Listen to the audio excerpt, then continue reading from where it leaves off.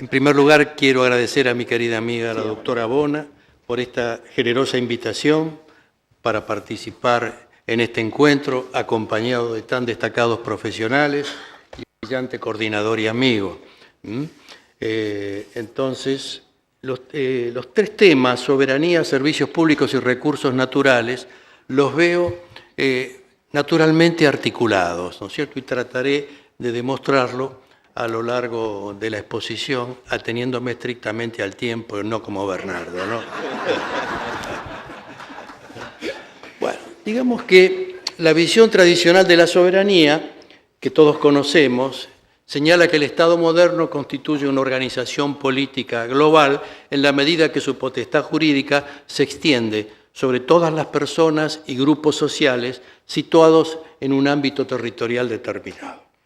De la caracterización del Estado considero que deben excluirse algunas nociones ambiguas y ajenas al sistema jurídico, como la del poder político supremo, con la indefinición que este contenido significa, contenido indeterminado y variable, según las circunstancias y la posición ideológica del intérprete, aunque me permito señalar que el concepto de supremo, incluido en nuestro texto constitucional, tiene una significación jurídica precisa, como la atribución del presidente de la jefatura suprema de la nación, ya que tiene el significado institucional que por supuesto nada tiene que ver con la supremacía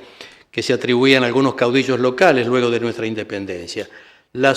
posición de supremacía constitucional se refiere a la representación de la nación ante la comunidad internacional y los gobiernos autónomos de las provincias, a la competencia para asegurar el funcionamiento de los otros dos poderes mediante su participación en la formación de las leyes, en la apertura de las sesiones del Congreso o a la convocatoria de sesiones extraordinarias, el nombramiento de los jueces de la Corte Suprema, los nombramientos en comisión durante el receso del Senado, etc. La posición de supremacía, sin perjuicio de los controles del Congreso, lo habilita al presidente para el dictado de decretos de necesidad y urgencia y de normas de delegación legislativa. Esto hace que la posición de supremacía no sea atribución de potestades, sino de prerrogativas. La prerrogativa difiere de la potestad, porque la prerrogativa se refiere a la relación entre poderes. En el siglo XVI, Bodin escribía que la República tenía una potestad soberana, es decir, una sobrevaloración de la soberanía, porque la consignaba de carácter absoluto y perpetuo que se ejerce sobre los súbditos ciudadanos sin restricciones legales. A veces se utilizan elementos extrajurídicos para caracterizar la soberanía y se dice que es una energía que se traduce en la relación de mando y obediencia global y suprema y tiende a establecer un orden sociojurídico y una organización sobre la base de la idea política dominante en la sociedad. Y este es el concepto de Schmitt.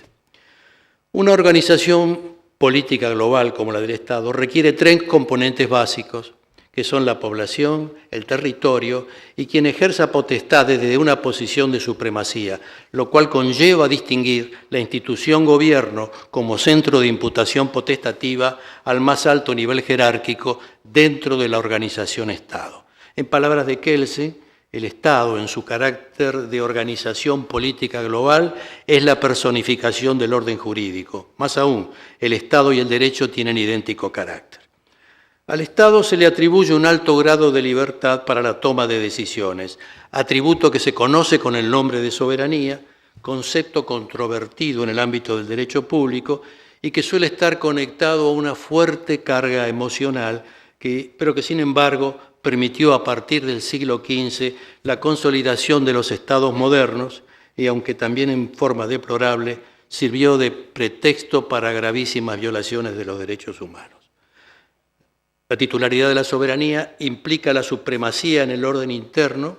y la independencia frente a la comunidad internacional y, en general, ante cualquier poder externo. En este sentido, está claro que en nuestra Constitución, cuando termina que ella, las leyes de la nación, que en su consecuencia se dicten, y los tratados con las naciones extranjeras, son la ley suprema de la nación. La titularidad de la soberanía corresponde al grupo humano que compone al Estado, es decir, el pueblo, el cual delibera y gobierna por medio de sus representantes y autoridades, quienes ejercitan las potestades propias de la soberanía en representación del pueblo, conforme al modelo republicano, constitucional y democrático de nuestro sistema jurídico. No obstante, este ejercicio delegado de la soberanía debe articularse con el sufragio, el derecho de iniciativa, la consulta popular, la participación necesaria de las asociaciones de consumidores y usuarios de bienes y servicios en los organismos de control y los numerosos casos de participación ciudadana que están previstos en numerosas leyes. Por otra parte, la independencia de la acción soberana se condiciona con la participación del Estado en organizaciones internacionales que aspiran a asegurar una convivencia pacífica entre las naciones, a la cooperación en sus variados aspectos y especialmente a la protección de los derechos humanos, incluso con posibilidad de que su violación sea juzgada por tribunales internacionales o aún de otros países. Así como las mencionadas relaciones de exoestructura que genera la soberanía presuponen una vinculación libre, no puede dejar de señalarse que la autonomía de las naciones se ve agredida por muy fuertes factores negativos de origen externo, presentando en muchos casos una marcada vulnerabilidad estatal, como acontece con las acciones del terrorismo, el narcotráfico, la trata de personas y el crimen organizado, que incluye también los delitos económicos. Hay un caso que se presenta como particularmente complejo, que es la articulación de la soberanía con ese conjunto de fenómenos o circunstancias de rápida expansión que inciden sobre la vida pública y privada de los países, denominado globalización, y que principalmente consiste en el acceso a las economías nacionales de los bienes, servicios y capitales de origen extranjero. Según la definición que propuso en este ámbito François Deifus, globalización es el proceso histórico marcado por la intensificación y la aceleración de las comunicaciones y los intercambios internacionales, el desarrollo de las relaciones transnacionales y el florecimiento de sistemas de solidaridad y de intercambios deterritorializados. El fenómeno de la globalización está íntimamente conectado con la explosión de la información, ya que el avance de la tecnología produjo el pasaje de la sociedad industrial a un nuevo modelo basado en el conocimiento y las telecomunicaciones, llamado sociedad de la información, el que se configura por el fenómeno de la convergencia tecnológica, o sea, la concentración en la red de redes, Internet, de la mayor parte de las actividades económicas y financieras, permitiendo la circulación global de inmensos volúmenes de información a la que se puede acceder en forma instantánea. Tal circunstancia da lugar a la constitución del hipersector de la información, transformándola en un bien público de carácter universal. El tema del bien público lo vamos a retomar cuando hablemos de la relación de la globalización con el medio ambiente. Como puede advertirse, la búsqueda de mejores negocios por las empresas, con base en el armado de procesos productivos a escala mundial y el rápido flujo de la información, genera que una misma empresa pueda actuar en varios países desde un centro de decisión unificado. En esa línea, grandes empresas como Coca-Cola, IBM o Ford están presentes en numerosos países en los cuales la mano de obra es barata, los mercados son amplios y los controles y regulaciones públicas tienen una marcada debilidad. Cabe destacar que en las 2 últimas décadas del siglo pasado, las inversiones en el extranjero crecieron 10 veces, con un dato importante: dicho crecimiento comercial fue superior al de la producción. Quienes defienden la globalización señalan que su presencia ha permitido la formación de un mercado equilibrado, con beneficios que se derraman hacia la población. Sin embargo, hay enormes grupos sociales, como los asalariados y los agricultores, así como países menos desarrollados, que no pueden afrontar el impacto de la competencia externa. La controversia también se da al más alto nivel de la teoría económica, ya que Stiglitz, premio Nobel de Economía y ex economista del Banco Mundial, critica las soluciones que en los 90 aconsejó el Fondo Monetario para las crisis de los países emergentes, señalando que resultaban arcaicas e inadaptadas y no tenían en cuenta los efectos que podían provocar sobre la población. Y añade que el consenso de Washington, con la imposición a los gobiernos de aceptar la entrada libre de capitales extranjeros, provoca conflictos insostenibles, ya que obliga a políticas restrictivas que originan recesión. Desde la vereda de enfrente, el economista Rogoff, consejero del Fondo Monetario, señala que las soluciones que propone Stiglitz, o sea, el incremento del déficit público y de la masa monetaria, no solo habría conducido a los países que estaban al borde de la quiebra a una inflación descontrolada, sino que habría destruido el crecimiento y arruinado las poblaciones más pobres. El interrogante que entonces se plantea es si resulta posible otro modelo de globalización, ya que ésta parece ineludible. Pero antes de avanzar en otro modelo de globalización, es importante referirnos al componente cultural de la globalización, ya que viene a sumarse con una fuerte incidencia a los factores de tecnología, comunicación y económico-financiero. Las estrategias de dominación a través de la globalización no emplean, como en el pasado, ejércitos, naves de guerra o líderes locales subordinados. Actualmente, en cambio, hay que tener particularmente en cuenta el impacto de los mensajes culturales que modifican la vida individual y social, como acontece, por ejemplo, a través de la moda y el estímulo de hábitos de consumo, la exportación del lujo que recién señalaba Bernardo. Conviene recordar que la cultura consiste en el perfil de identidad de todas las sociedades y que se integra con tres componentes que son las creencias, los comportamientos y los supuestos. El primero de ellos está formado por el conjunto de valores y expectativas, conscientes o inconscientes, con un cierto contenido emocional que sirven de referencia para que las personas consideren lo que es bueno o malo, verdadero o falso. En definitiva, se trata de una fuente de emisión de mensajes sobre lo que se debe pensar, decir y hacer. El comportamiento es la manifestación objetiva de la creencia. Como a título de ejemplo, los muy jóvenes del sector público, como en el caso mío, nos distinguimos por no usar más corbata. Aunque en mi caso debo confesar que todavía lo estoy considerando porque no puedo liberarme del mandato de prolijidad que me inculcó mi madre, ¿no es cierto? El último componente de la cultura serían los supuestos o las razones o pretextos que se invocan para adoptar ciertas creencias o para actuar de cierto modo. Muchos de ustedes son litigantes, ¿no es cierto? Cuando a veces tropiezan con una decisión del juzgado que no tiene sustento legal, la respuesta, esta es la costumbre del juzgado. Y a cantarle a Gardel, decimos nosotros popularmente. O bien, en la administración las cosas siempre se hacen así, aunque no haya fundamento. Por lo tanto, resulta fácil advertir la fuerte influencia que tiene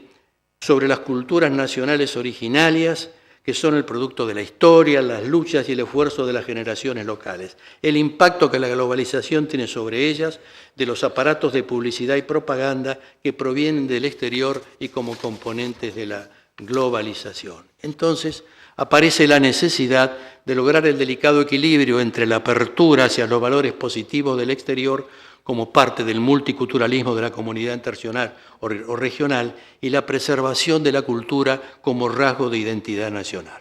Creo que es posible otro modelo de globalización y se trata de una importante tarea pendiente. En tal sentido, han trabajado distintos movimientos como sindicatos de trabajadores, asociaciones de agricultores, organizaciones no gubernamentales que se oponen a una globalización liberal que se atiene solo a los mecanismos de mercado.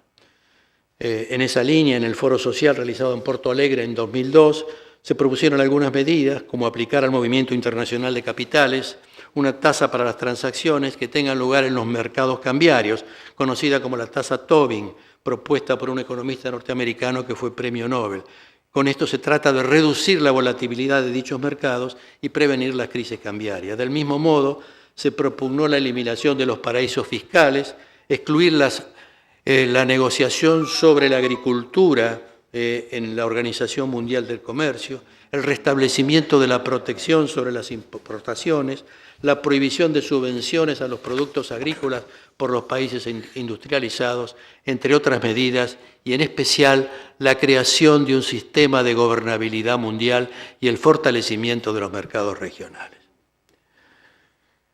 La prestación de los servicios públicos, segundo tema vinculado con la soberanía y la política de su regulación, tanto en el orden local como en el ámbito internacional, están comprendidos por distintas causas en procesos de integración con un complejo programa de articulación que exige una eficaz respuesta jurídica. La soberanía se condiciona de modo convencional por medio de procesos de integración en los servicios públicos con causa de factores económicos, técnicos y físicos.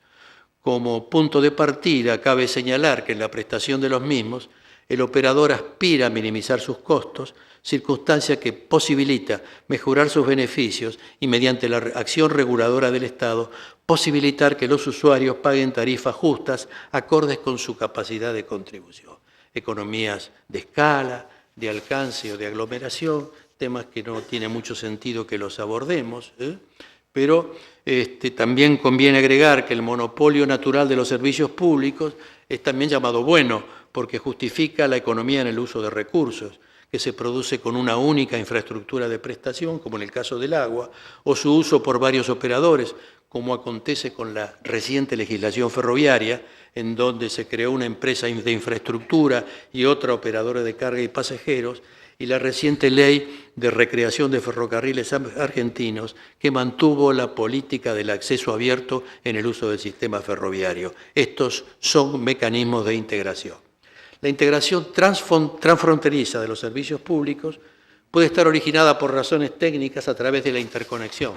sobre todo si se da la cercanía entre los países, y esto aconseja ahorrar en costos de infraestructura. En tal sentido,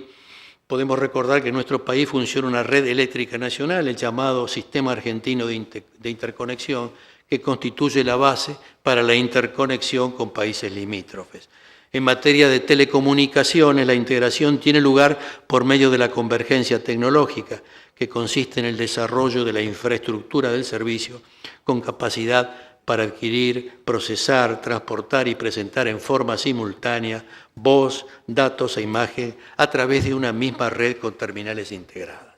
En este aspecto se desarrolla una tendencia hacia las regulaciones internacionales, como las directivas de la Unión Europea, así como la iniciativa de establecer un regulador mundial, tema que forma parte de la agenda de la Organización Mundial del Comercio. De más está decir que los factores físicos son muy importantes para la interconexión de los servicios públicos, en especial con países limítrofes. La fuente de agua de un río internacional sirve para la provisión del servicio potable y correlativamente necesita de su control si funciona como cuerpo receptor para el vertido de líquidos residuales. Asimismo, necesita una regulación concertada para la gestión de recursos hídricos, que tiene un uso múltiple. Por lo general, esto se atribuye a autoridades de cuenca. Con relación al servicio de electricidad, la región consumió en 2014 el equivalente a 4.600 millones de barriles de petróleo, y esa cantidad seguirá en aumento, aunque se prevé un moderado aumento del 3% del crecimiento en los próximos años. No se descarta un posible panorama de crisis y la consecuente necesidad de reformas. Una de estas es la conexión entre los sistemas eléctricos de los países. El crecimiento demográfico y el correlativo aumento de la producción generan fuerte riesgo de problemas ambientales que exigen procedimientos internacionales de concertación para preservar los bienes naturales del planeta. En otras palabras, resulta menester la creación de nuevos mecanismos de gobernabilidad global.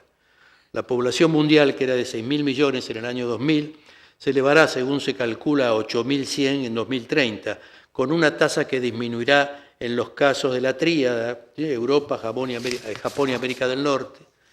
y crecerá en Asia,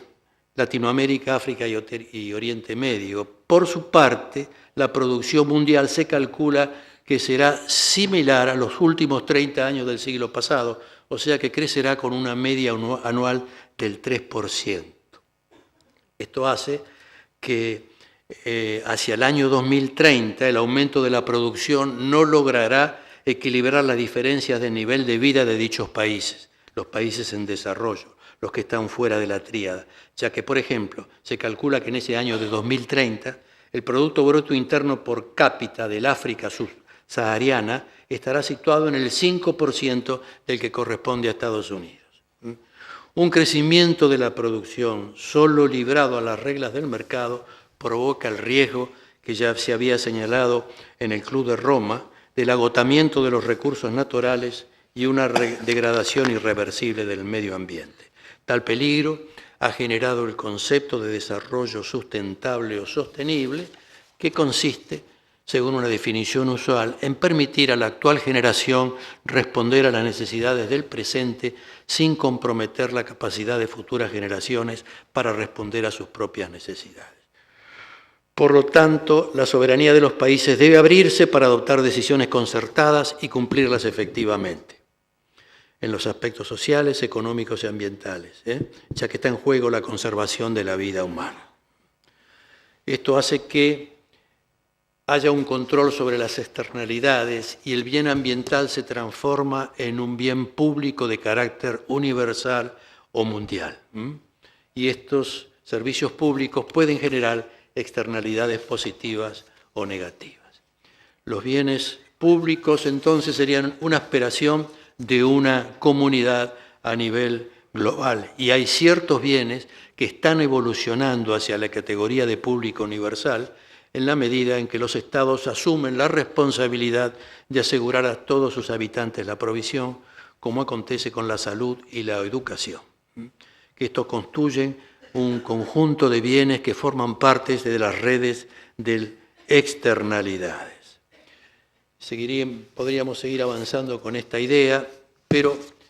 para ir cerrando, digamos que el daño al ambiente